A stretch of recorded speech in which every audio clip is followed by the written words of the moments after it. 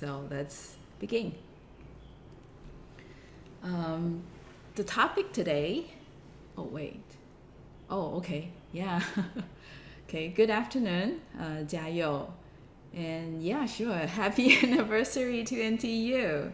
We're supposed to celebrate, but that happens to be about the midterm week. I see that many of you are probably too busy.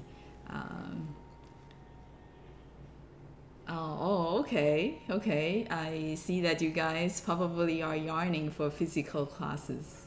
Okay, hi, Yuxiang. You see, the bell rings as well, so let's go ahead and start start with the announcements. Yeah, bad news for you guys. On top of the other midterm exams you might need to attend to, we do have PA4 doing this Saturday. But if you manage to get through PA3, you should be okay doing PA4. By the way, PA3s are also graded. You can check on the Google Share spreadsheet about the grades. Then you will know that whether you need to figure out some parts of your PA3 solution might not be correct. And quizzes.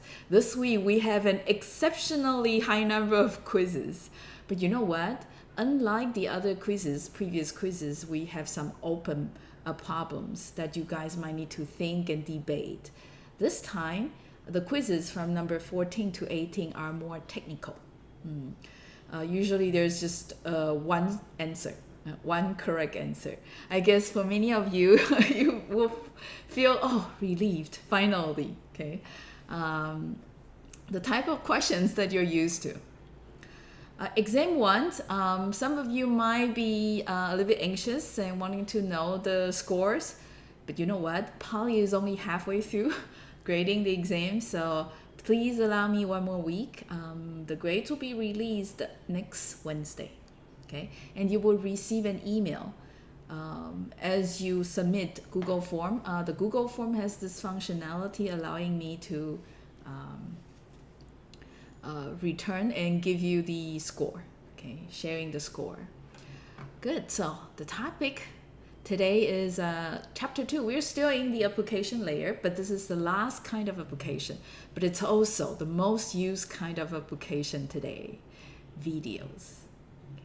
So there'll be two components we introduce in video applications. One is how we stream videos or transfer video content. The other is CDN, Content Distribution Network. So this is the kind of architecture we use now to transmit videos to end users. So let's take a look at the overall introduction. This is going to take about 5 minutes. 2.6, video streaming and CDNs. Video streaming, the term is very simple. Okay, YouTube, Netflix, Hulu, and Kankan. They're all video streaming services. So what they do is essentially stream videos to you. Now, what is less heard of is this term, CDNs, Content Distribution Networks. You probably heard me talking about these networks a little bit when I was talking about the internet structure. Right? So there's backbone of the internet, there's ISP, and there's end users. But there's also these global service providers. Content distribution network is one of these global service providers, such as Google. So one of the oldest CDN company is called the Alkali. Nowadays, we do have these cloud service providers, Azure, AWS, okay, also in the market for competition to provide content distribution network services. So in a way, the video streaming services such as YouTube is actually the subscriber of the CDN services. So video streaming services high up, very close to the user, and indirect interaction with the user. The CDN is one, half layer below, although still in the application layer, but half layer below, right underneath the video streaming services. Now, in order to explain why video streaming services these days uses CDNs, I'll have to share first how hard it is to provide video streaming services. Let's look at the video traffic coming out of major services such as Netflix and YouTube. So this is according to US residential ISPs statistics. 70% of the traffic coming downlink to the household from Netflix. 60% from YouTube. So just these two video services together is already more than 50% of the downlink traffic. So you see, video, a major consumer of the internet bandwidth. And this is mainly because of the number of users we have on each of these video services and the demand. Okay, so the number is still growing, demand is also rising. So we see challenges ahead. And the first major challenge is the scale. So that is related to the demand. As the number of users increase and as the number of video demands increase. So when we have users at that scale, can you imagine serving all the videos using just one single server? If you recall, when we were talking about the hierarchy in DNS, the domain name system, we are only serving what? Host to IP mapping. That is actually very, very short messages. But now we're serving videos. Even serving short messages like what DNS is doing, we need a what? A distributed system. So you can imagine that a single mega video is not going to work.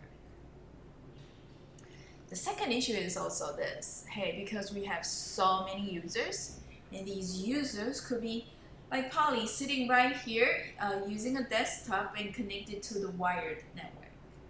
But it could be, some of you guys out there, still taking the metro. You might be connected to the internet using 4G and you are moving around. So the connectivity, the internet access, you can imagine. Me and a metro commuter will be very different. You cannot be sending a high quality video stream to such a user on metro and moving around. But hey, I can actually take high quality video, but send me a low quality video. Neither of us will be happy. All right, so we do have this other challenge here, heterogeneity. Different users will actually demand different qualities because we have different capabilities. Some of us are stationary, some of us are mobile. Some of us has a lot of bandwidth to download videos, but some of us don't. Right? So to address the demand, to address the heterogeneity in these users, solution is to use CDN, which is a distributed application level infrastructure. We'll definitely talk about CDN more later. All right, so that was the overview. But before we can talk about the mechanisms we use to distribute video, let's talk about video first. How we sort of digitize videos and before we send them, how we package them before we send them. Now let's talk about the video a little bit more. This is the content we are distributing there. Originally, it was an analog signal. It's a sequence of images that we are displaying. And the display is at a constant rate. That means at every time unit, you take a snapshot of what it looks like right now.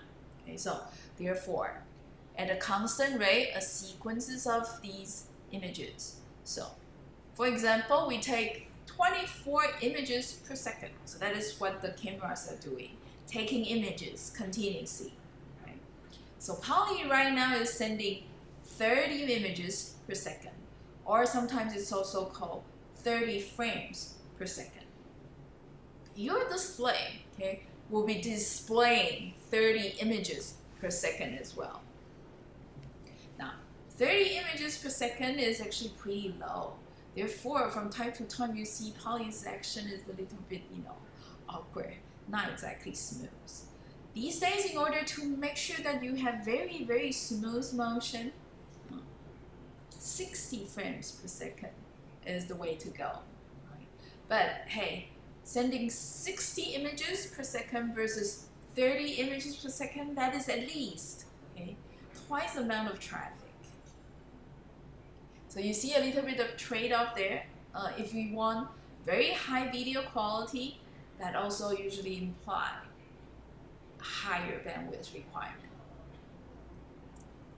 And the digitalization process is this. So every second we take a certain number of images, and within each image, we divide the image into discrete number of these pixels. So you see each of these red dots is a pixel. Okay? And for each pixel, we use a limited number of bits to represent the color. Okay, so usually the intensity of the red color, intensity of the blue component, intensity of the green component. Now, because the number of bits is limited, so that you actually approximate the actual intensity to some quantile. So this is also called the quantization process, digitalization or quantization process. Now, coding.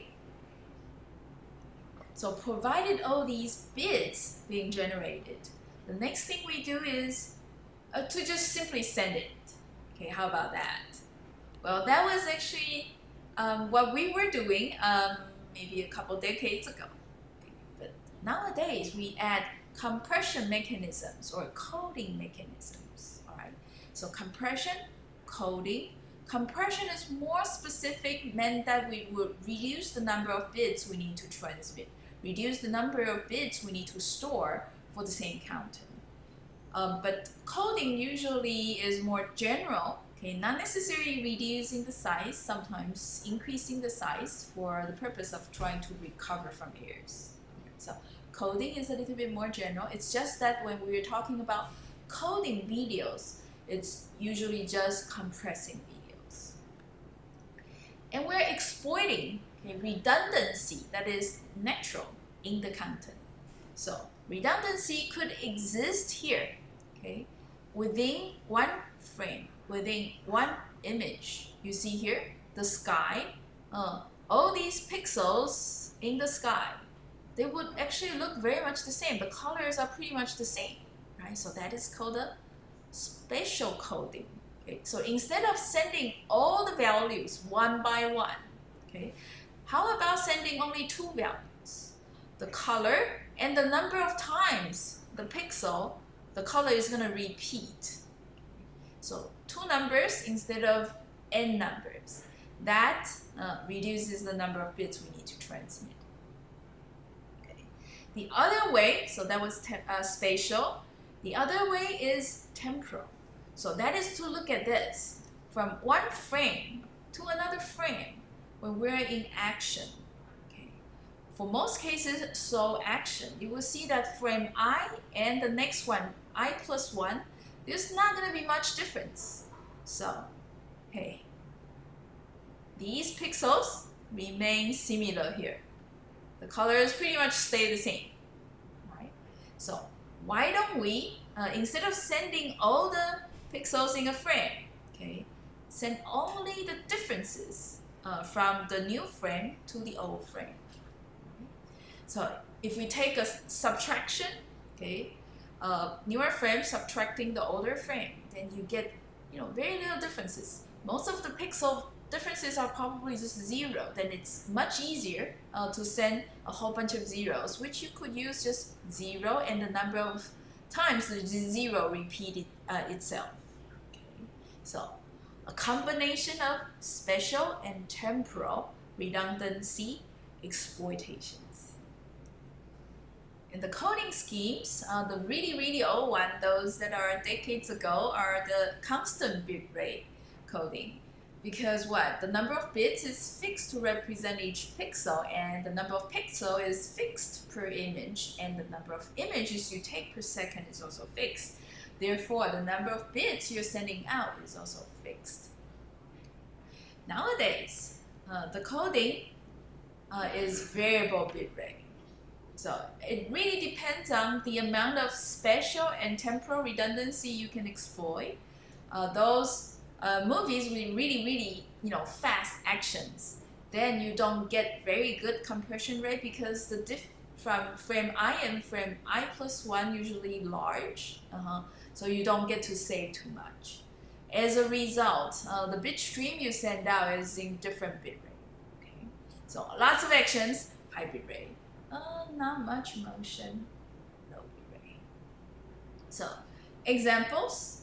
This is MPEG version 1, MPEG version 2, MPEG version 4. And you see in the older version, the encoding rate is much higher. Nowadays, using MPEG-4, the suffix of the file names of MPEG-4 video is usually just this, MP4, something .mp4. Compression rate is really good, so we could send very high quality video under 1 megabits per second. Now, yeah, you see version 2 seems to be requiring more bandwidth. That's because it's in DVD quality. The number of pixels that you're sampling is way higher. Okay, so CD-ROM is actually pretty old, as I said, a decade ago, and maybe a couple decades ago. All right, so with video explained, let's talk about then the Dash protocol. This is a protocol that's very popularly used to transmit video. Streaming stored video. This is among the most used video streaming services in the world right now. So there's live video. There's also interactive video. Those are actually harder to do. We're not going to talk about those services. If you're curious, please feel free to dig into Chapter 7 textbook. But as an introduction in Chapter 2, we just talk about this one here, the stored video. This is also the video on-demand service that Polly mentioned slightly earlier. The service model, hey, surprise, client-server based. So the server being where the videos are stored, okay, and the client is the consumer of the video. Okay, quite straightforward. And streaming is just to pull the video frames one by one across time. And the first protocol that I'll be introducing is called the DASH, Dynamic Adaptive Streaming over HTTP. So from here, you see that this is what video streaming over HTTP and over, therefore, TCP. So unlike what we have expected probably, right? Video services does have high bandwidth requirement and short delay requirement. But TCP, how would it serve? Okay, well, for video streaming services. Well, the main reason will be explained the next topic called CDN. Here, what we are addressing is this. Between the client and the server, there's the internet. Okay, internet fluctuates a lot if you think about it, right? People come and go, sending other video traffic, sending other big file download traffic. Now, these is going to, interact with each other, and therefore the available bandwidth really between the client and the server is varying a lot over time. So Dash here is to try to adapt, okay, to the internet conditions. That is very dynamic. All right. So the main intelligence is actually at the client side. Okay. What server did is just to prepare such that the client can be intelligent about, okay, about streaming video over the internet. So what the server is preparing is doing this. Video files are usually large, and it's usually many frames being played or being transmitted over time. And so what the server did first is to divide the video files into shorter segments. Okay. So here in the slide, we call it chunks, video chunks. A little bit like in P2P, BitTorrent actually cut big files into chunks. And each chunk is stored and encoded in different rates. If you recall when we were talking about videos, right? Depending on how much detail you want to keep in the video, depending on the quality of the video you want to be able to play back, you might want to encode it at different rates. Okay? Higher rate usually meant that more detail, better quality. Lower rate usually meant less detail, lower quality. But the trade-off is, hey, for high quality video, you do need a bit more network bandwidth to transmit. But for lower rate video streams, there's less need of bandwidth. Okay, chances higher that you don't run into trouble sending a low rate video stream over the internet, right? So, well, to allow these, flexibility, okay, depending on how the client senses what the current network bandwidth is, the server is actually storing each chunk and encoding multiple versions of these chunks at different rates. So when the when the network bandwidth is good, then we could download a higher quality video, a higher rate video. When the network bandwidth is not sufficient, we'll have to drop to a lower rate, version of a chunk. Now, what's being communicated to the client from the server is the manifest file, which is providing the location, the address of all these different chunks at different rates. All right. Now, the client. What the client does is periodically measure the client to server or server to client bandwidth. Okay, so what it means here is exactly the available bandwidth. Right. And then, provided this bandwidth limit, consult with the manifest file and then request the chunk the client is looking for at the time and chooses the maximum rate such that it's under the bandwidth limit. Okay, so measure periodically the available bandwidth, pick the version of the chunk such that the rate is right below the limit. Okay. And at different point in time, so periodically, the client does the measurement of the available bandwidth. If it gets back up again, then you pick a rate that's a little bit better. Okay. Otherwise, if the available bandwidth drops, pick the rate that is a little bit lower. Right? So you choose different coding rate depending on what the available bandwidth is at the given point in time. Right? And that takes us to the quiz today. This is a Q14. You see that on the left? Okay, for different resolutions after this codec H.264, we compress the video into different bit rates. So for 360p video, we compress it into 800 kilobits per second stream. For 480p, 1.2 megabits per second. And you can go all the way up the table and see that, for 4K video, which is 2160p, the bit rate is 16 megabits per second. All right, so this is given. So the quiz is asking, which resolution would Dash choose under these two available bandwidth measurement? Q1 is, in case the available bandwidth is 10 megabits per second, what is the resolution Dash? What is the resolution of the video Dash will request? And if the available bandwidth is 1 megabits per second, what resolution would Dash request? Okay. All right. Yeah, so very straightforward, supposedly. But I see some inconsistency though in the solution. Let's see. Q1 is if we have available bandwidth 10 megabits per second. Which one has bitrate right below 10 megabits per second? It seems to be 9.6, right? 16, it's over. 5, it's a little bit too per second after all.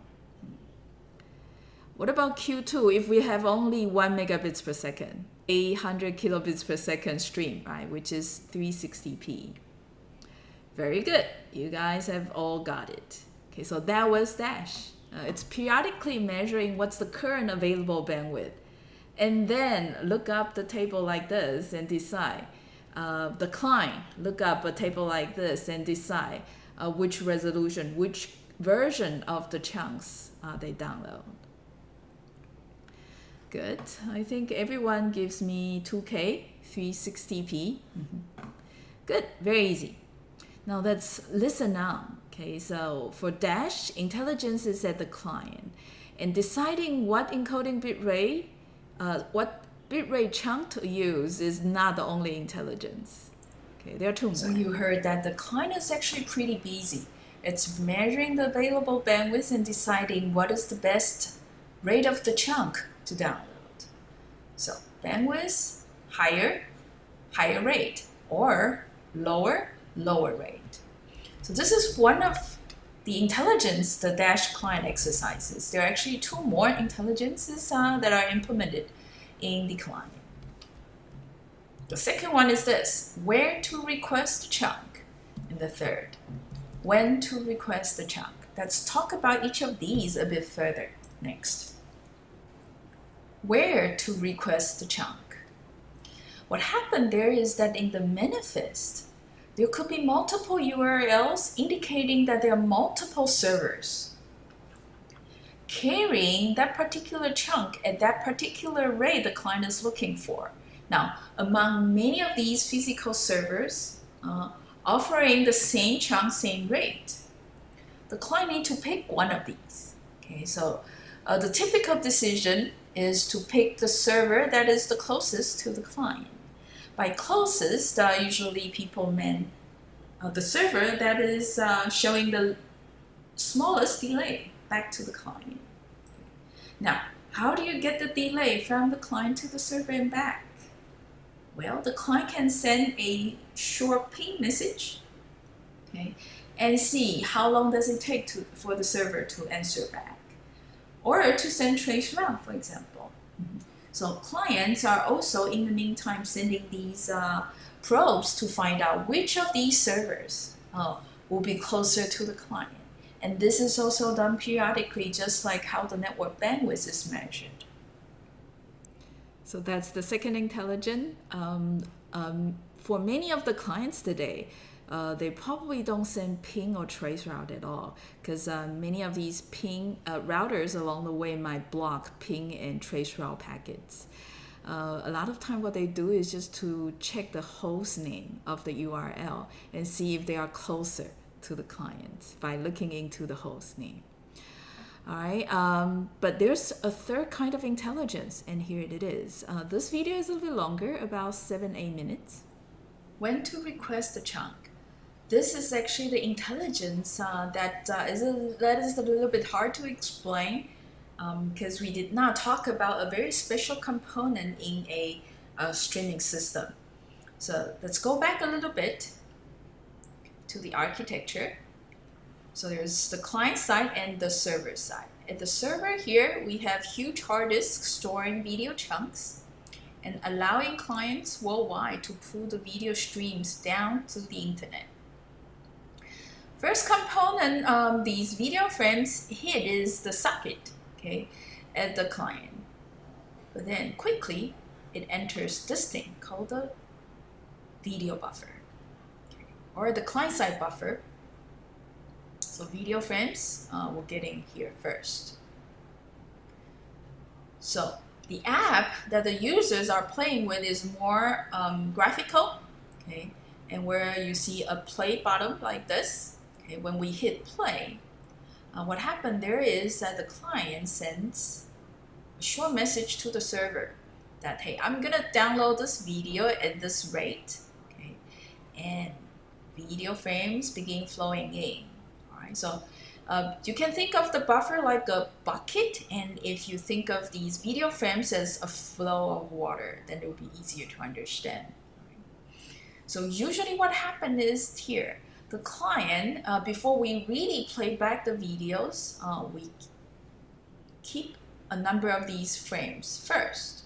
Okay? When there is enough of these, so it's like a reservoir here, the buffer. Okay?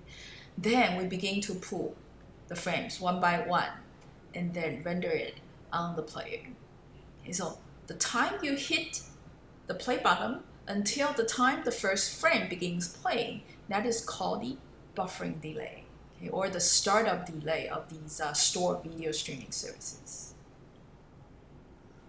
All right, Now, the reason that we actually store a number of these frames before playing back is exactly because of this. Usually the playback rate is constant. So for example, 60 frames per second. So this is usually to ensure a smooth experience, right? So viewers will all prefer a higher frame rate if possible. Okay. Now let's say that hey, we're going for 60 frames per second rate, but the network bandwidth here suddenly goes really bad. Okay. What's occurring here at the buffer space is this. Well, we are fetching still 1 frame per second. Okay, 60 frames per second. That is, so 1 frame per 1/60th of a second. But the thing is that the network bandwidth goes down. The incoming rate of the frames will be much lower, and it will not take much time until what? We see the buffer space emptied up real quick, and eventually there's no more frame in the buffer. Okay, that is called the buffer starvation. The buffer is starving of the video frames. Is that good? It's actually not good. What happens here is you're seeing your screen smoothly playing video frames one by one, but suddenly what? It freezes. Okay, so that is called an interruption. So that's very disturbing to the viewing experience. Not good. So the client usually sends back another message to the server saying that, hey, you know what? The network situation is not good. How about that I download another version of the video such that the rate is lower? Okay, I'm okay with the lower quality because otherwise I will not be able to sustain the frame rate I was looking for. Okay, so usually you'll be automatically switched down to a lower resolution, okay, or a lower frame rate, for example, just to ensure smooth playing back of the video frames. Okay, so when to request chunks so that the buffer starvation does not occur. Right? And let me make sure this is clear. Right? So that message from the client to the server asking video chunks being sent with the lower rate version, that should occur before actual starvation occurred. Now, as to how much earlier, that is the intelligence the client needs to decide. Right? So Dash allows the client to implement different strategies to decide when to start changing the rate, okay, automatically according to the network bandwidth to avoid buffer starvation. Now the other situation is this. The client also needs to decide when to send back a message to the server such that the buffer does not overflow. So this is the other way around when the incoming rate here is really nice. But the server here, the client over here, the user over here, the client is what? Hitting a pause button, for example. Taking a restroom break. When this happens, right, the player will not be fetching frames one by one as usual. And quickly what? Hey, the buffer space is also limited. We have a buffer overflow situation. All the subsequent frames coming in here will get what? Dropped. So this is just like in the router. We have the buffer space for the packets. Now, in case the outgoing rate is too slow and incoming rate is too high, we have what? Packet drops. Similarly, if the user is hitting pause or doing something else, then we might have a buffer overflow situation. This is not good either. We definitely do not want to miss frames in the middle of video playback. So clients, therefore, send back a message to the server asking the server to hold. Okay, now stop sending the frames until I tell you so next. So this is also another intelligence the client side implements. telling back the server now to stop and hold the sending of the frames.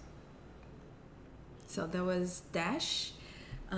Assuming that the client is intelligent, being able to decide what bitrate chunks to download, where to download, and when to download or stop downloading. Next, we talk about CDN, and here's first why we need a CDN. CDNs, content distribution networks. This is the part in video streaming services Polly finds the most amusing.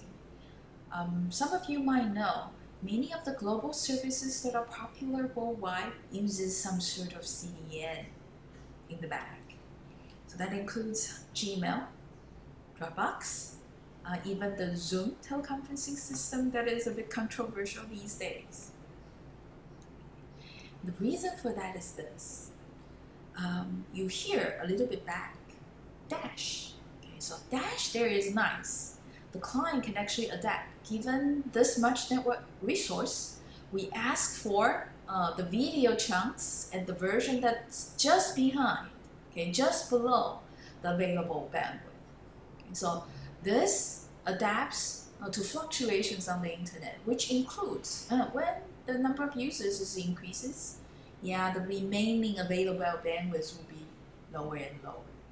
But dash there does is just to adapt to the change. The thing is that the change could become unbearable. So if the number of users increase continuously, and if a high number of them are demanding the service simultaneously, you could end up with available bandwidth that is so low, it's not even sufficient to serve the chunk with the minimum rate. And to deal with the network capacity issue is what CDN here is mainly to address for. Again, there's a critical issue on popular systems on the internet today, the scalability issue. And CDN here magically addresses some aspects of these scalability issues. Let's step back a little bit and look at option 1. So this is to contrast CDN. And this is the simple, naive solution. What about using just one server? If you recall when we were discussing DNS system, the name IP address mapping service, we were saying that originally there's only one server instead of having a distributed service, isn't it? Using one server, we have issue like this, single point of failure. That server down, the entire service down. The mega server down, the video streaming service is also down. And that one server there is also the point of congestion because everyone is asking for its service. And they'll be part of the world being happy because they are close to the server, but there will be the rest of the world will be unhappy because they are farther away from the server. And delay long is not good, and there's also a fairness issue, isn't it? How come you always get to enjoy short delay service, and how come, I always have to wait? And last, this one is more distinctive in video streaming service. In DNS, the name to IP mapping are all short messages. But here, for video streaming, it's continuous, and each frame is already bigger than the name IP mapping. So we're sending these streams repeatedly, and some of the streams are probably the same. So users might be requesting popular videos, which means we are sending multiple copies of the same video over and over again. Right? Now, not a very thrifty way of using the network resource. Solution like this, definitely not scale. This is very clear. And that takes us to option 2, which is exactly what CDN is doing. That's, instead of using just one physical machine storing one copy of these content, let's use multiple machines storing multiple copies of these content. And more importantly, distribute them around the internet, making sure that they are very widespread geographically. And the point of doing this is so that, hey, if there's a server here, the clients around it will be able to communicate and get the content within the local area. Therefore, the network capacity, other than this part, can be opened up for other clients interacting with other servers. Okay, so the number of duplicate video transmission can be reduced. A more efficient way, a more thrifty way of utilizing the network resource. Now, let's talk about the two models the CDNs are architecting their physical infrastructure. First one is called the enter-deep. Okay, so this is actually speaking that the infrastructure, the machines themselves, okay, for storing these videos are actually deep, closer to the end customers, deep into the ISPs, to the local ISPs, so that they're close to the end customers. Akamai, one of the oldest companies, is implementing exactly this architecture.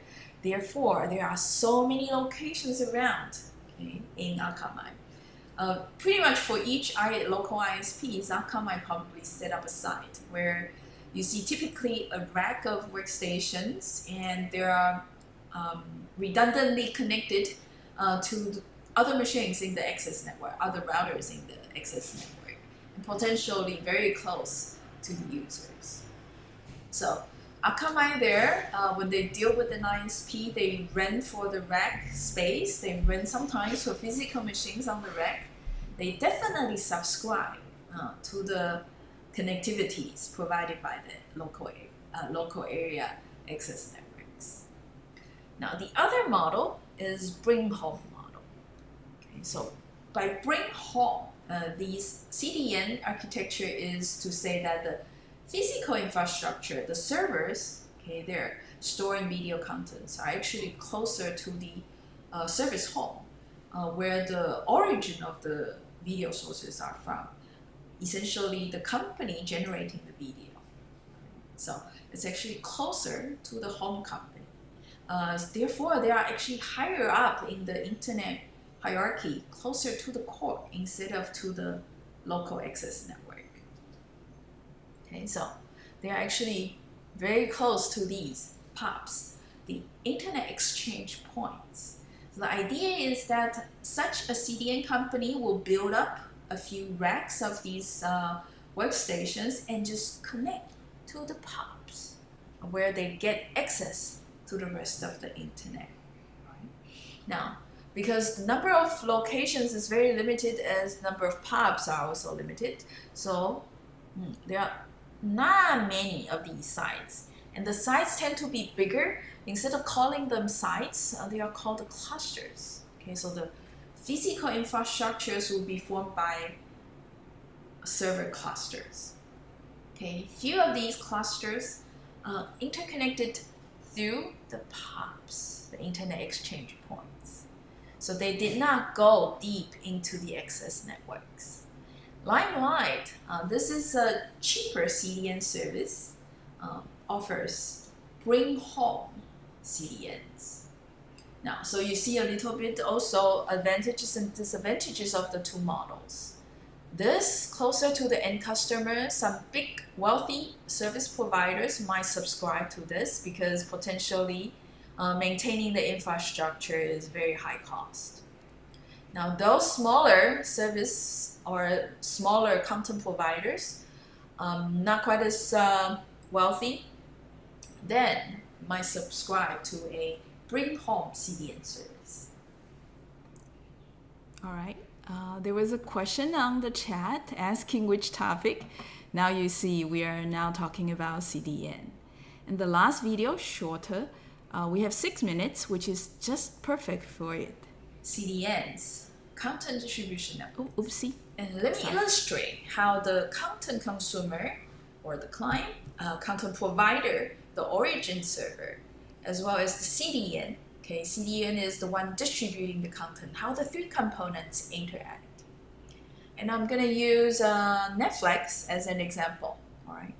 So client here will be retrieving a video, and origin server here, the content provider, Netflix over here. So CDNs, the content distribution network that Netflix subscribes to, will be allocating a number of physical machines worldwide, okay, and stores copies of the content. Right? Good. Okay, so the motion is this. Okay, a user, a customer turned up, okay, and decided to watch Mehmet, the movie. Okay, so the user here is obviously a subscriber of Netflix. Then it would send the request to Netflix, and Netflix will then send back a manifest file telling the subscriber where the copy of the video is stored. So this guy, this guy, this guy, this, all 7 of them will be reported to the client, to the subscriber, and subscriber then will pick one of them. Okay, so redirected to the nearby CDN to retrieve the content. Now what's nice about having CDN is not just the content therefore is closer to the client, it's also to address this issue. If the network goes bad here, okay, from the first CDN,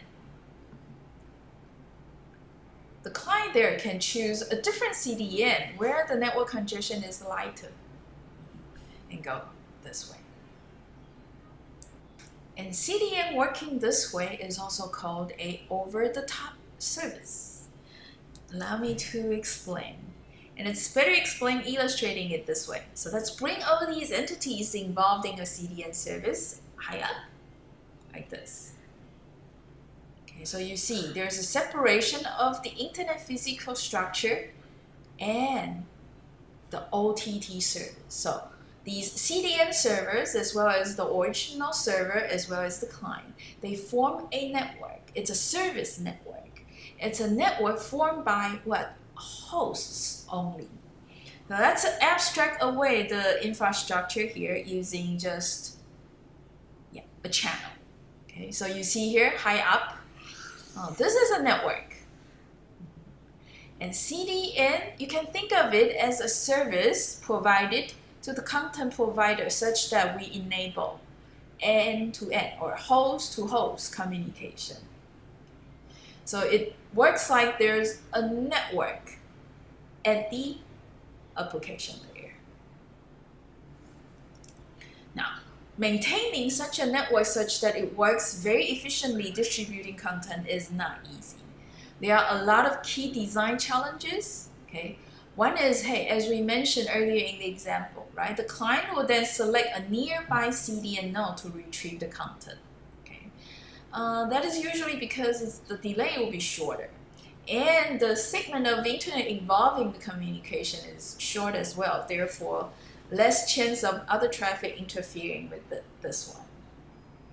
But how do you know a shorter delay one is certainly the one that uses the shortest segment to travel? How? And maybe you want to use a combination of short segment and short delay.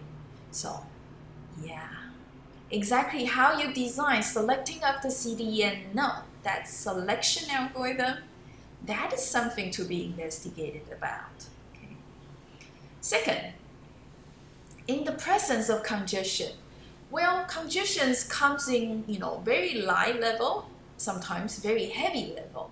Would viewers be really unhappy about a certain level of congestion? It might really depend.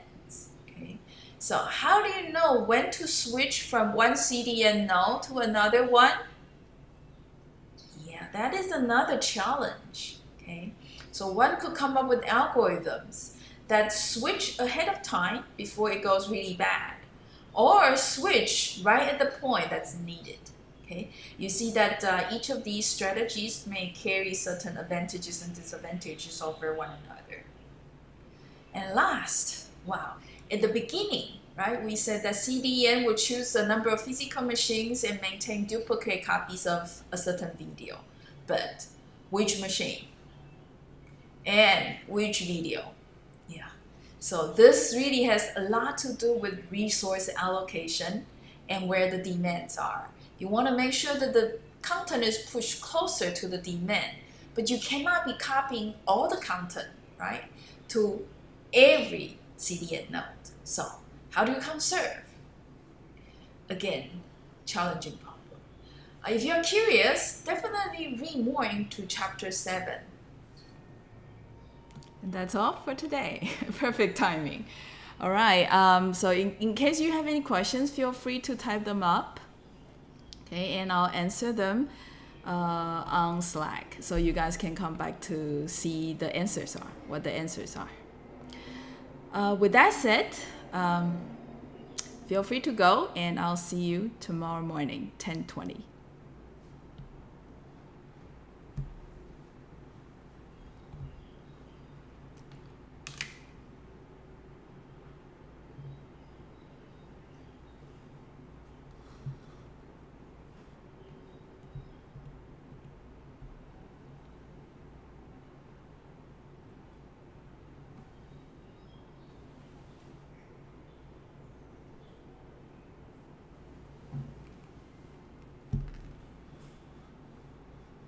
Okay, bye.